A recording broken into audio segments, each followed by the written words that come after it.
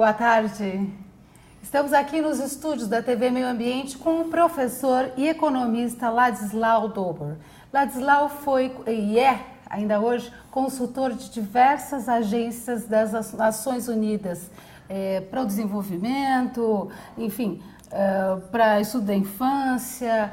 E Ladislau é um grande pensador da economia. Professor, como é que é, na sua avaliação, esse conceito de economia verde? Olha, eu me preocupo com o conceito, né? Porque, digamos, nós temos problemas ambientais, uma parte dos problemas ambientais toca ao verde, digamos, né? Mas isso é restringir muito a problemática, né? Quer dizer, que nós enfrentamos é uma crise dos sistemas produtivos, nós enfrentamos uma transição da matriz energética, né? Nós enfrentamos um dilema absolutamente central, que é a desigualdade no planeta, né? Nós enfrentamos o esgotamento de uma série de recursos minerais, enfrentamos estruturas de poder que geram essa dinâmica, digamos, que reproduz tanto a desigualdade como o esgotamento de recursos naturais, como também a destruição do verde propriamente, né? Então, eu acho legal, mas a gente ter consciência de que o conceito do verde nessa crise, ele restringe a discussão, né? A discussão é mais ampla, nós temos uma convergência de crises nesse momento, né? Nessa convergência de crises, a tonalidade iria mais para o turquesa, que você que gosta desse tom, que é a mistura dos oceanos, de todas as águas e da questão do verde, também do solo árido, que é o marrom. Essa tonalidade é mais precisa, na sua opinião? Olha, vamos sair das tonalidades, vamos para o Technicolor, se você quiser, enfim. O que nós temos que entender é uma articulação de processos críticos, né? Então, você pega, por exemplo, esse problema do solo que você menciona. Nós temos um balanço planetário nessa imensa faixa do semiárido, né, que pega desde o norte da China, Afeganistão, Oriente Médio, Saara, passa pelo Nordeste brasileiro, atacamos no Chile, essa imensa faixa do semiárido, moram 2 bilhões de pessoas, nós estamos perdendo 70 mil quilômetros de solo agrícola por ano. Por quê? Porque se usa o desmatamento, ou se usa a monocultura que esgota os solos, né? Ou se usa tecnologias que não são apropriadas no processo, né? Então, na realidade, cada um desses diversos problemas, o problema dos oceanos, do solo, o problema do esgotamento, da liquidação da cobertura florestal do planeta, os problemas do clima, né? Todos eles têm em comum um processo produtivo que ou esgota os recursos, ou não pensa no amanhã, ou busca o lucro de curto prazo, né? Daí que a gente tende a falar de uma crise sistêmica, né? Os processos são articulados, né? O que se espera para essa conferência da ONU sobre desenvolvimento sustentável Rio+20? Mais um momento de discutir crise econômica? O que está em pauta é a economia verde, redução da pobreza e a governança para as questões ambientais. Eu acho que dá para confrontar, né, o conceito da Rio+20 com a Eco 92, né? A Eco 92, nós herdamos dela uma coisa preciosa que é a Agenda 21. Nós fizemos um balanço da situação climática, dos mares, das cidades, da indústria, etc, etc. Muito legal, biodiversidade, né? Nós não precisamos reproduzir isso. Não precisamos de mais um muro das lamentações do que a gente está destruindo. Eu acho que o problema central na Rio+20 vai ser realmente a governança. Como é que a gente cria medidas, processos decisórios, sistemas de financiamento concretos para que as coisas avancem. É interessante lembrar que a Rio 92, com a Agenda 21, abriu uns grandes horizontes, no momento exato, início dos anos 90, quando o mundo evolui para um sistema neoliberal, com Margaret Thatcher, com Ronald Reagan, com o poder corporativo financeiro bombando, certo? Indo exatamente no sentido inverso. Então, a agenda não avançou. Hoje, com a crise financeira, e ninguém mais é dono da verdade agora, com a fragilização dos sistemas tradicionais do Vale Tudo neoliberal, há muito mais espaço hoje para se discutir medidas concretas para fazer as coisas funcionarem.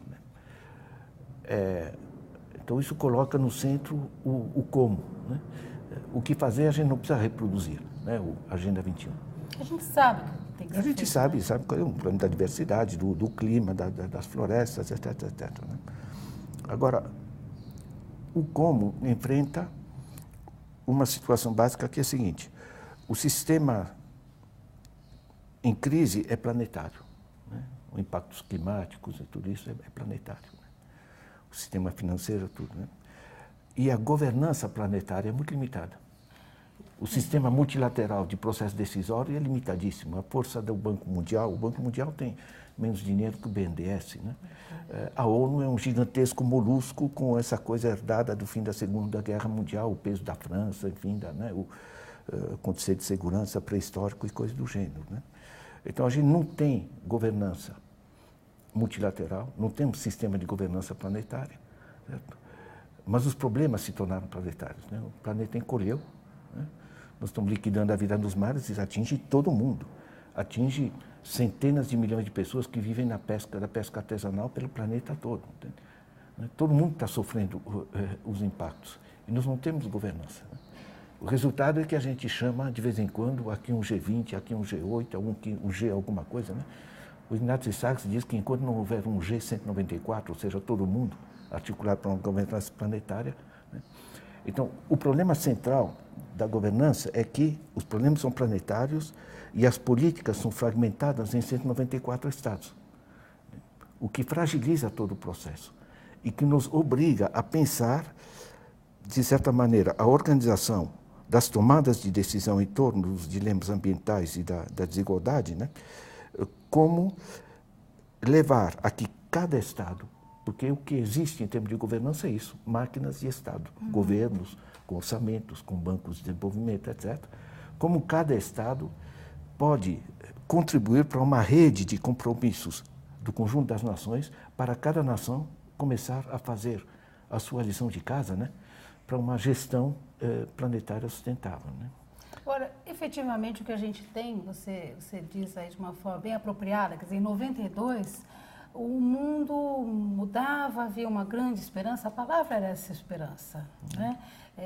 Hoje em dia nós tivemos aí uma debacle, uma crise sistêmica, como você diz, e é preciso, à luz desse caos, emergir uma outra solução.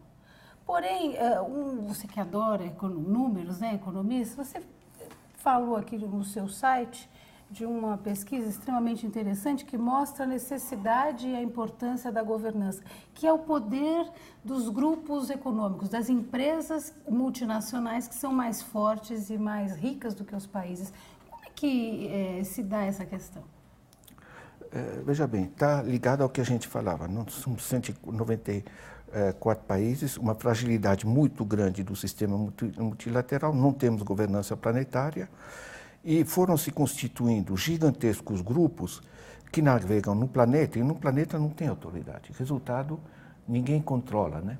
É interessante ver um artigo de capa do Fundo Monetário Internacional, né? Finance and Development, põe who's in charge, quem é o encarregado, né? Ou seja, ninguém está administrando o planeta. Nesse vazio de controle de poder, se instalam basicamente algumas centenas de grandes corporações mundiais que, se alguém tenta controlar numa nação, elas simplesmente migram para outra, né? E se tornam, com os recursos que manejam, se tornam o poder hoje dominante, né? Quer dizer, eles têm efetivamente controlam recursos maiores do que a maior parte dos estados, né? A pesquisa que foi feita em Zurique pelo ETH, que é um instituto insuspeito, é equivalente do MIT norte-americano na Europa, né? É que nós temos 737 grupos que controlam 80% do sistema produtivo das corporações no planeta. E nisso, um núcleo pequeno, né, de 147 corporações, controla 40%. Bom, 75% dessas corporações são financeiras. Nossa. Né? Ou seja, você tem um processo de dominação das finanças sobre os processos produtivos, né? Se dá por vários mecanismos e, sobretudo, pelo fato que, durante os anos 90 e nessas décadas, digamos, de neoliberalismo, foram tirados todos os controles sobre o sistema financeiro, né? O mercado se autorregulando, não era essa Exatamente. mantra, né? Não se autorregula em função dos seus interesses, né? Claro. O poder deles é absolutamente gigantesco, né? Eles emitem moeda na prática, né? Há mecanismos de arbitragem, que se chama de alavancagem, carry trade, diversos mecanismos que, não havendo controle, e como hoje a moeda circula no plano mundial, enfim, por bits, ninguém precisa mais carregar maletas de dólar, né? Você gera, né, um sistema, enfim, o que se carrega numa maleta é uma merreca. Merreca. Há gente que carrega ainda dinheiro em mala, em cueca, essas coisas, mas enfim... Isso são os batedores de carteira, tá? Em termos planetários. O grande não batedor de carteira é o sistema mundial. Para você ter uma ideia, nós temos um PIB mundial de 60 trilhões de dólares. Os papéis emitidos, que a gente chama de derivativos, né, sobre esses produtos, um papel não vale nada em si, é um direito sobre produtos, né? Os papéis emitidos estão na faixa de 600 trilhões de dólares, sobre um PIB mundial de 60. Né? Então, o que existe de papel podre no planeta é absolutamente gigantesco, entende? Por isso que eu digo, não vamos comparar com as maletas nem com as cuecas, porque é outra coisa, né? Essa gente emite, se apropria, sem produzir nada, né? E sem sequer financiar processos produtivos. São processos especulativos, né? Por exemplo, você emite direitos sobre petróleo ou sobre commodities de diversos tipos, né? Você promove processos especulativos de aumento de preço, pela apropriação desses direitos, pelos papéis que você gera, digamos, uma financiarização de toda a economia. Hoje, quem ganha na economia mundial não é propriamente o produtor, são os intermediários, né? Os financiadores, intermediários comerciais, etc. Né? Nas commodities, a Chicago Board of Trade para os grãos e coisas do gênero, né? Esse processo é crítico pelo seguinte: nós temos os dois icebergs do nosso Titanic, né? Um é que estamos destruindo, em termos ambientais, o planeta. E o segundo, que estamos fazendo isso para uma minoria, deixando de lado, hoje em situação de miséria, basicamente 4 bilhões de pessoas. Né? O Banco Mundial fala do Next 4B, os próximos 4 bilhões, né? Quase 2/3 da população mundial. Esses são os desafios, os dois grandes desafios, né? O desafio ambiental e o desafio da desigualdade, né? Para gerar um sistema que inclui e sem destruir o planeta. Para isso, nós precisamos dos recursos. E os recursos estão sendo captados pelo sistema financeiro planetário, que está gerando esse caos que a gente está vendo, que a gente chama de crise financeira mundial, que a gente fica repetindo nos jornais que são os gregos que são os culpados, né? Exato, depois os italianos, os espanhóis, quando na verdade a gente falava antes uma estrutura de russos e americanos, isso acabou. Hoje em dia parece uma teoria da conspiração, quem toma conta do mundo são os bancos. os sistemas Deixa financeiros? eu te dar um exemplo, porque às vezes as pessoas, até falando com Beluso sobre isso, que as pessoas não entendem como funcionam os mecanismos financeiros e é nessa incompreensão ou desconhecimento que esses grupos navegam, né? O Lehman Brothers, que é um gigante financeiro, quando ele quebrou, ele tinha uma alavancagem de 1:27. O que isso significa? Digamos, o professor Ladislau tem a poupança ali no banco. Ela está aplicada. O banco me paga mais ou menos 10% ao ano. Se esse banco aplica isso, empresta a 20%, ele vai ganhar 20% porque ele emprestou esse meu dinheiro, mas ele tem que pagar a mim 10%, ou seja, o spread dele, o lucro é 10%. Tá? Agora, se ele emprestar mais de um dinheiro do que ele tem em caixa, essa segunda vez que ele empresta um dinheiro, que ele não precisa pagar a ninguém. Ele ganha uns 20%. É dinheiro virtual. Ele ganha uns 20%. Certo? Então, isso se chama alavancagem. Quer dizer, você tem uma base, por exemplo, no caso do Lehman Brothers, por exemplo, de 10 bilhões, certo? E você vai emprestar 20, 40, 60. Né? No caso do Lehman Brothers, para cada 10 bilhões que ele tinha, ele emprestava 270 bilhões. Certo? Não tinha como não quebrar. Cobrando juros sobre um dinheiro que ele não tinha. Então, esse fluxo de juros era absolutamente fenomenal. Né? Outros grupos financeiros especulativos, vendo isso, eles também foram empurrando a alavancagem. Né? Certo? O que gerou uma emissão de papéis absolutamente fenomenal, que é o que é essa distância entre um PIB mundial de 60 trilhões e, por exemplo, derivativos emitidos na faixa de 600 trilhões. Né? Então, na realidade, o que vai se colocar no centro da RI+20, né? O básico mesmo, né? É enfrentar as problemáticas ambientais que vão agir, inovações tecnológicas, investimentos, etc. E as políticas de inclusão dos 4 bilhões que estão cansados de estar por baixo e estão sabendo que estão por baixo, né? Certo? Como a gente reconverte esses recursos especulativos para uso útil, no sentido de resgatar a dívida ambiental e a dívida social. Né? Essa arquitetura de fazer os recursos que são do planeta, não são dos bancos, certo? Servir efetivamente para equilibrar o processo de desenvolvimento do planeta, que é a tal da sustentabilidade. Portanto, a gente deixar um planeta decente para os nossos filhos, né, o longo prazo, e também assegurar que o conjunto dos nossos pobres tenham. Né? Veja bem, é interessante as pessoas entenderem que nós não temos problema de produção, propriamente. Né? Se você pega os 60 trilhões de dólares de bens e serviços que a gente produz anualmente, divide por 7 bilhões de habitantes, né? Divide por 12 para ter a coisa mensal e multiplica por 4 para ver quanto tem por família de 4 pessoas, vai dar mais ou menos R$5.000 por família de 4 pessoas. Certo? Ou seja, com o que se produz hoje, dá para todo mundo no mundo, dá para todo mundo viver de maneira digna e confortável. Mas não dá para produzir essa quantidade de bilionários que a gente tem produzido nos últimos anos, não é? Já, os bilionários é uma coisa triste, entende? Porque eles, lamentavelmente, sequer são mais felizes, né? Entende?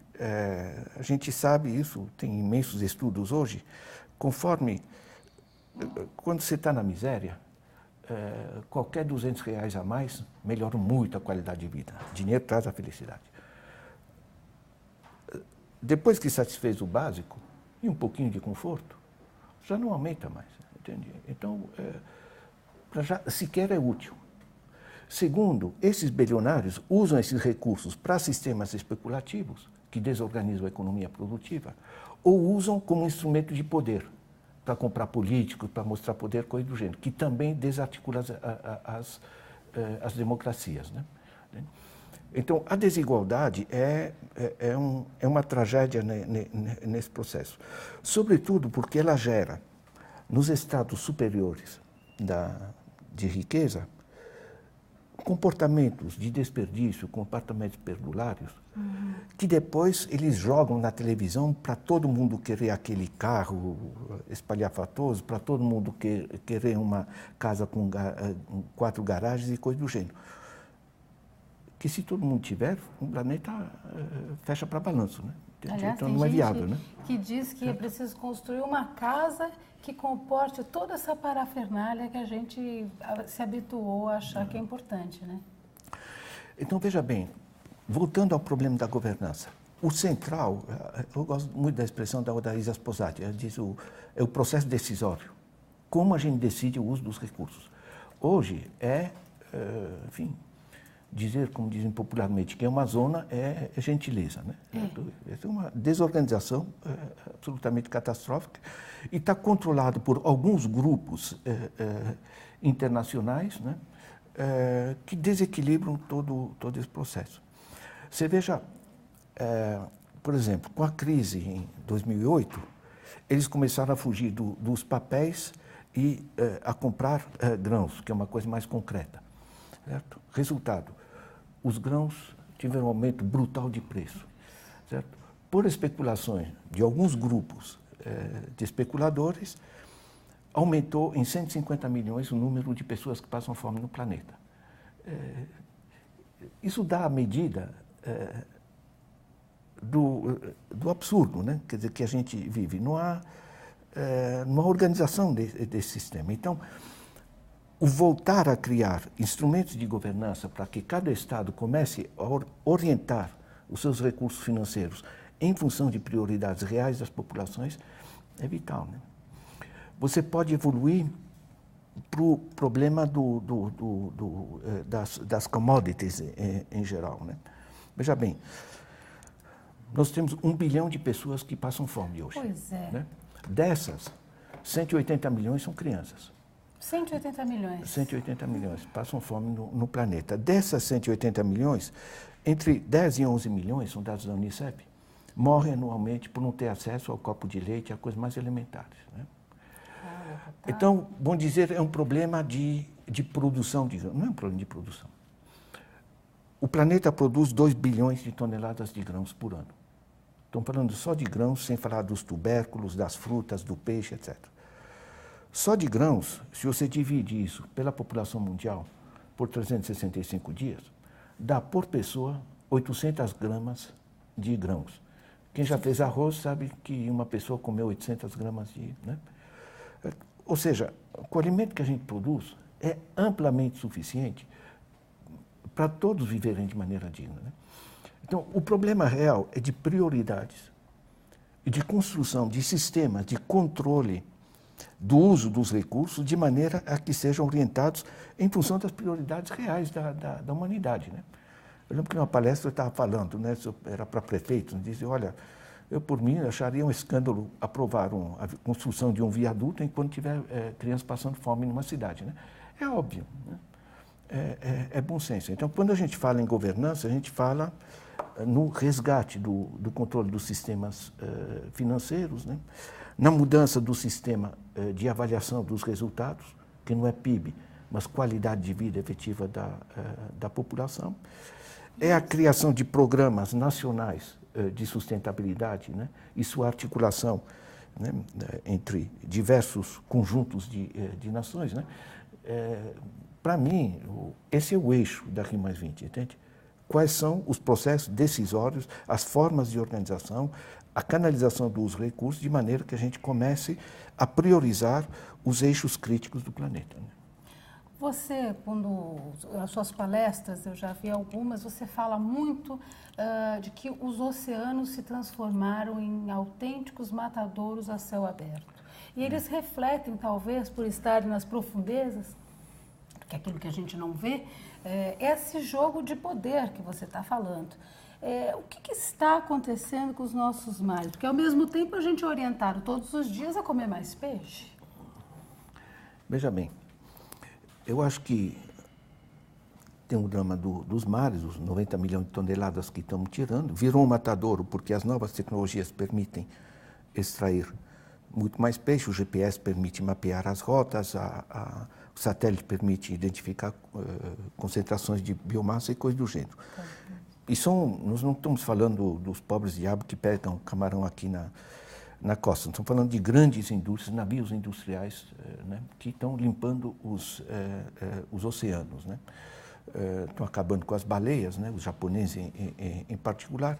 Nós temos uma estatística de 2 anos atrás, 73 milhões de tubarões no ano, né? Mortos? 73 milhões? Isso por quê? Porque o japonês gosta de barbatana de tubarão. Eles puxam um tubarão, não sei se você já viu a pesca deles, puxa com aquele gancho, né? Captura, corta as barbatanas e joga fora a carne, né? Isso se chama bycatch, entende? Porque interessa você, enfim, encher as câmaras de frio com aquilo que rende mais. O que nos interessa aqui é o mecanismo.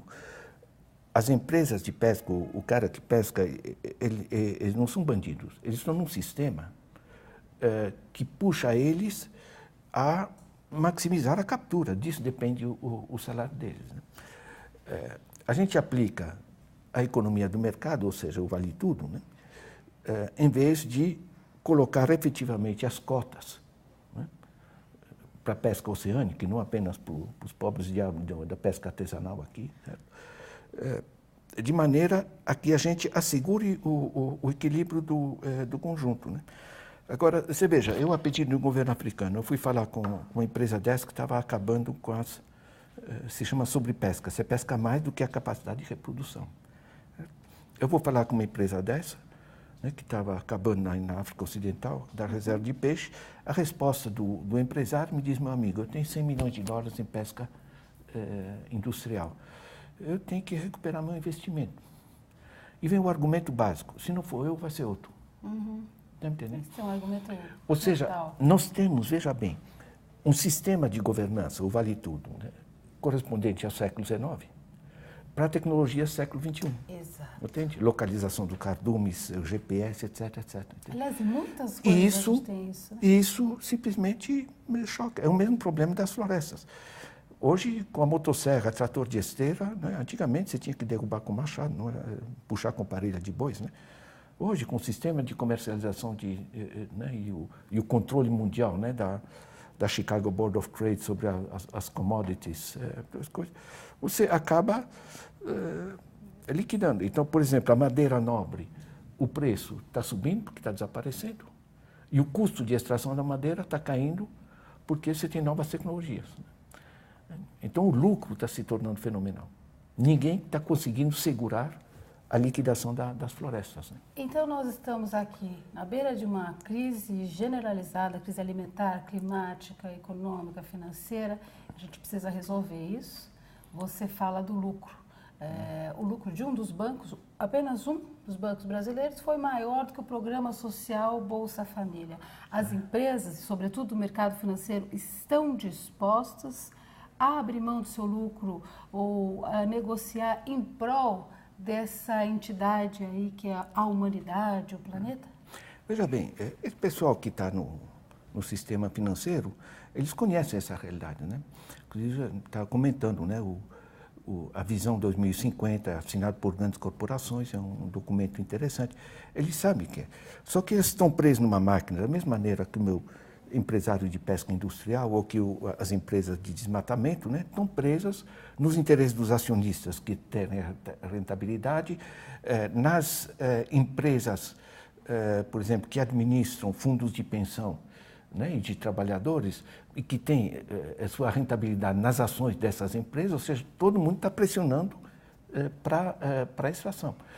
Quer dizer, quando a gente fala na centralidade, digamos, do problema da governança, é que as articulações são extremamente fortes dos interesses, né? Então, não é, tipo, a boa vontade do governo. Então, nós temos que realmente pegar cada um dos grandes eixos temáticos, né? E criar dinâmicas de governança que tenham pé e cabeça, né? Agora, no nível... para a gente não ficar, digamos, com o muro das lamentações, ficou uma visão astral, catastrófica. Eu estava numa entrevista que a gente fez na televisão com o Ignatius Sachs, né? Aí um o entrevistador disse, mas uma visão pessimista, né? E o Ignazio Sacks saiu com uma pérola. Ele disse, olha, meu amigo, um pessimista é um otimista bem informado. A realidade é, não tem como. Quer dizer, eu já virei esse problema de todas as formas. Os dados estão aí, né? Quer dizer, a destruição da florestal, com isso a perda de cobertura de solo por erosão eólica e erosão pluvial, a mudança climática, né? As 10 a 11 milhões de crianças que morrem anualmente, enfim, isso aqui é absolutamente insustentável, né? Então, há uma convergência de crises, né? E nessa convergência, no trabalho que a gente tem feito com o Ignazio Sacks, com o Carlos Lopes da UNITAR, né, que é a Organização das Nações Unidas para a Tecnologia, a gente está buscando as oportunidades na crise. Então, quando o sistema financeiro entra em crise, e ele está em crise, né, porque simplesmente está desarticulando o planeta, há muito mais espaço, né? Você veja aqui até o presidente da França, né, que é um homem de direita, está propondo que se faça uma taxa Tobin, né, que é a taxação das transações financeiras especulativas, né? É que não deu muito certo, né? Porque o pessoal lá em Davos não gostou muito da ideia. Não. A guerra, você ir contra os interesses de todo o sistema de extração de riqueza dos especuladores financeiros, é óbvio que eles não vão estar de acordo, certo? E não vai bastar o Sarkozy, vai ter que ter muito mais. Agora, ao mesmo tempo que tem essa força fantástica do sistema financeiro, ele é o flanco mais frágil. Entende? Porque no planeta todo as pessoas estão se dando conta que os recursos estão indo para as mãos de grupos planetários que nem produzem nada de útil, nem parafuso, nem sapato, e sequer financiam empresários que produzam sapatos, parafusos, etc., coisas necessárias. Entende? Fazem gerar o chamado cassino. Isso é vulnerável, né? Então, a pressão nesse sentido, né? Eu volto ao básico, é reorientar o uso dos recursos em função das prioridades. E as prioridades são os nossos icebergs, né? Estamos destruindo o planeta, ao mesmo tempo que geramos uma desigualdade, né? E geramos um perfil de consumo. Isso não precisa ir muito longe. Você pega aqui em São Paulo, na Marginal Pinheiros, né? No Morumbi, você tem apartamento de 14 milhões de reais, né? Quer dizer, precisa, entende? Né? A Coreia colocou limites, né? Dizem uma família não precisa de mais de 500 metros quadrados numa residência particular. Se tem mais de 500 metros quadrados, ou vende ou divide, né? Certo? Eles não são comunistas, não são coisas, mas o que está baixando gradualmente para a cabeça de todo mundo é que a gente tem que usar os recursos de maneira comedida, inteligente, né? Eu gosto muito da expressão de que aqui ninguém é passageiro, né? Somos todos tripulantes. Né?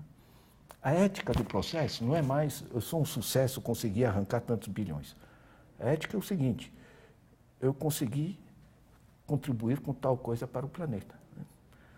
Né? Um pastor, né, desenvolveu as vacinas, toda essa coisa, não é para encher os bolsos. Certo? Ele contribuiu com alguma coisa para a humanidade. Né? Esses banqueiros, esses bilionários, contribuíram com o quê? Entende? Desarticulação, desorganização. Certo? O que está se aprofundando muito é a consciência das pessoas. Né? Você não tem mais pobres como antigamente, né? Quer dizer, meu primeiro emprego era no Jornal do Comércio no Recife, né? Eu segui a área rural, né? E aqueles campônios, sim senhor. Tá? Ninguém mais está dizendo sim senhor. A primavera não é só árabe, entende? Você anda, e eu viajo muito, eu estive agora circulando na China, ando muito pela África, tive agora num curso de formação para lideranças africanas. Né?